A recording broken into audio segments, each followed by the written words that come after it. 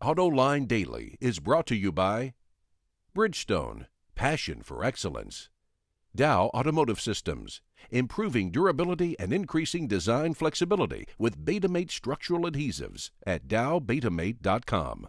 And by Hyundai. Experience the 2011 Hyundai Sonata today at HyundaiSonata.com. This is Autoline Daily for the first day of the last month of 2010, and now the news. In a sign the U.S. auto industry is slowly getting back on its feet, GM and Chrysler announced they are each going to hire 1,000 engineers and technical people in a matter of months. Chrysler tells the AFP it needs more engineers to develop small and mid-sized cars.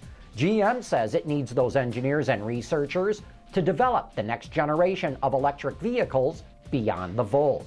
Meanwhile, the Detroit News reports GM is auctioning off the first Volt, with the proceeds going to benefit math and science education in the Detroit public school system.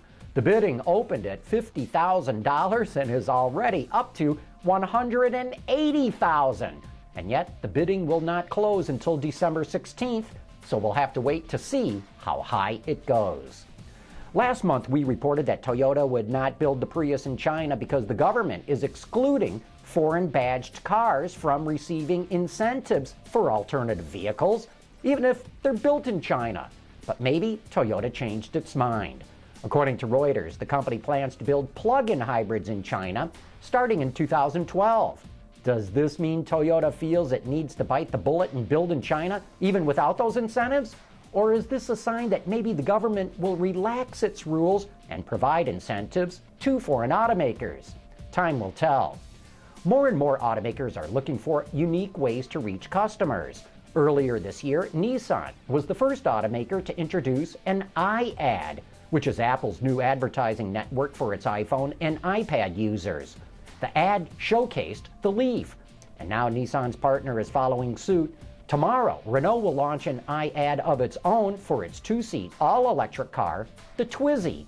It's an interactive advertisement that does not force the user to leave the current app they're using. It can calculate how much a Twizy can charge up while you're out doing activities, and you can also shake your iPhone or iPod to check out various Twizy designs. Hey, what starts with A and rhymes with howdy? That's right, Audi. After taunting us with teaser shots, the German automaker finally revealed its brand new A6. As we've come to expect from this design-centric brand, the car is tastefully styled inside and out. But you could argue it looks a little too much like the new A8.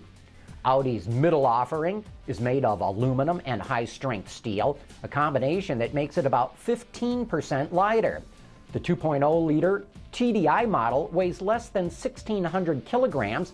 That's roughly 3,500 pounds. In typical Audi fashion, the interior is beautifully designed. It even features unique wood trim that's a combination of ash and walnut veneers. Under the hood, the company will offer 5 engines at launch, 2 gasoline models, including hybrid, and 3 diesels. The power plants will be paired with a variety of transmissions, including a traditional 6-speed manual, as well as Audi's Multitronic CVT and S-Tronic dual-clutch units. The redesigned A6 will arrive at dealerships early next year. You know, it's surprising that Toyota, the world's largest automaker, is not doing very well in India, one of the fastest-growing economies in the world. According to Bloomberg, through the first 10 months of the year, its market share in the subcontinent was less than 3%. The company wants to grow its stake of the Indian pie to around 10% over the next 5 to 7 years, and it plans to do so with its new car, the Etios, a compact car. Pricing starts at about $500,000 rupees, that's roughly $11,000, which makes it Toyota's cheapest offering in the country. It's designed to compete with models from Maruti Suzuki, Hyundai, and GM, who are the market leaders in India. The company aims to sell 70,000 copies of the Etios in its first year, which is nearly 10,000 units more than all the vehicles it sold through October of this year. Interestingly, the Etios is the only new car program Toyota did not delay because of the global financial crisis.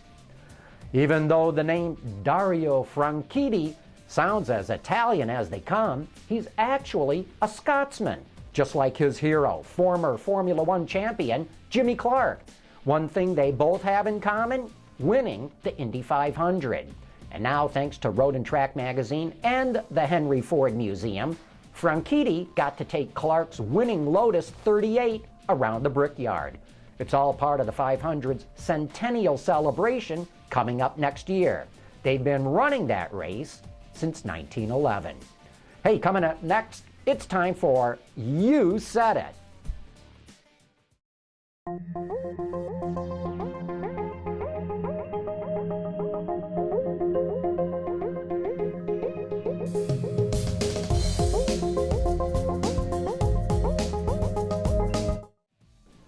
And now it's time for some of your feedback. A number of you wrote in about our report that Chrysler is going to start building 8-speed automatic transmissions. Jim wants to know, what's the difference between an 8 or 9 or 10-speed transmission and a CVT? And Ron E. asks, John, didn't a past guest on your show say that anything more than 6 speeds on an automatic transmission is just for bragging? Ron E., you're remembering me talking about the top transmission engineer at Mercedes telling me that anything over 6 speeds really doesn't get much fuel economy improvement. But you know, these days, thanks to those fuel economy regulations, automakers have to go for whatever improvements they can get. And Jim, an 8 or 9 or 10 speed trans offers roughly the same gear ratio spread as a CVT. But the real advantage of a CVT is allowing the engine to run in a very narrow RPM range, its most efficient range, and then really drive the car through the transmission. CVTs in and of themselves are the most inefficient type of transmission there is, but by allowing the engine to run in its most efficient range, the whole powertrain package becomes quite efficient. TJ Martin wonders if GM is getting much benefit from being in China. He asks, one thing no one seems to mention when talking about sales numbers in China is, what's the actual profit margin? MSNBC today is reporting that GM's profits from its Chinese sales is negligible, if any, because of the low prices they must charge to make their cars affordable to the Chinese. TJ, GM does not break out its profits in China. It does report profits from its international operations, which do not include Europe. On that basis, GM earned nearly $2.5 billion in profits in the first 9 months of the year. But that's about half of what it earned in North America, even though it sold 40% more vehicles outside of North America. So it would not surprise me to find that GM's making as many profits in Brazil as it is in China. However, the Chinese market is just getting going.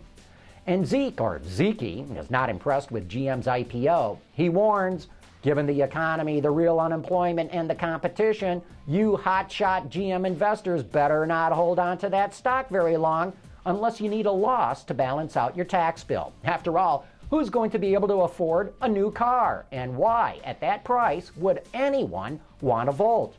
Well, Zeke, I wish everyone would forget about the Volt's price of $41,000. Most people are going to lease that car. And the lease is $351 a month, only $1 more than the lease for the Nissan Leaf. I mean, it's an unknown technology. Why not lease it so that in 3 years or so, you can just walk away from the car if you want to? Hey, thanks for all your comments and letters. We love getting them. But that brings us to the end of today's report on the top news in the global automotive industry. Thanks for watching. We'll see you tomorrow.